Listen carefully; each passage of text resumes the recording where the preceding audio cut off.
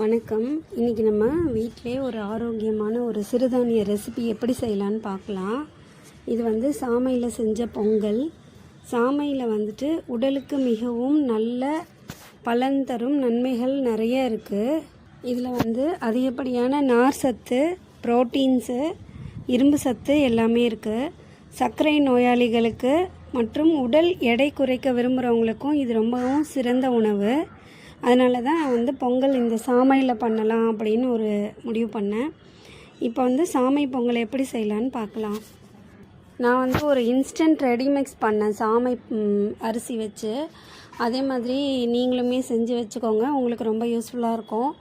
ஒரு அரை கிலோவுக்கு நான் சொல்கிறேன், அரை கிலோ சாமை அரிசி எடுத்து நல்லா 6-7 முறை தண்ணியில் கழுவிட்டு அதை வெயிலில் காய வச்சுக்கணும். கூடவே பாசிப்பருப்பு 300 கிராம் எடுத்து வெயிலில் நல்லா கழுவி காய வச்சுக்கணும். இதுக்கு 25 கிராம் இஞ்சி, 25 கிராம் மிளகு, 25 கிராம் ஜீரகம், அப்புறம் ஒரு 4-5 பச்சை மிளகா, இது எல்லாமுமே நல்லா வெயிலில் காய வச்சுக்கணும். காய்ந்த பிறகு எல்லாத்தையுமே ட்ரை ரோஸ்ட் பண்ணி மிக்ஸ் பண்ணி நம்ம ஒரு பாட்டிலில் எடுத்து போட்டு வச்சுக்கிட்டோன்னா சாமை பொங்கல் இன்ஸ்டன்ட் மிக்ஸ் ரெடி ஆகிடும். இதை 1 டம்ளர் அளவு அரிசி மிக்ஸை எடுத்துக்கிட்டு 4 டம்ளர் தண்ணி ஊற்றி குக்கரில் ஒரு 3 விசில் வச்சுட்டேன் நான்.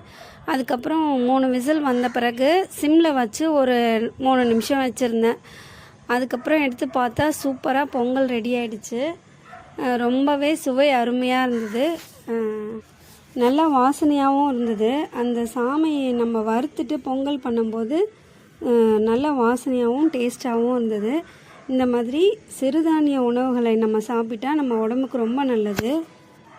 நீங்களும் ட்ரை பண்ணி பாருங்கள். இந்த மாதிரி இன்ஸ்டன்ட் ரெடி மிக்ஸ் பண்ணி வச்சுக்கிட்டோன்னா காலையில் தூங்கி எழுந்த உடனே நமக்கு பிரேக்ஃபாஸ்ட் என்ன பண்ணுறதுன்னு யோசித்து அதெல்லாம் ஒன்று ஒன்றா எடுத்து பண்ணுறதுக்கே டைம் ஆகிடும். இந்த மாதிரி ரெடியாக வச்சுக்கிட்டோன்னா நம்மளுக்கு 10 மினிட்ஸில் பொங்கல் ரெடி ஆகிடுது. இதெல்லாம்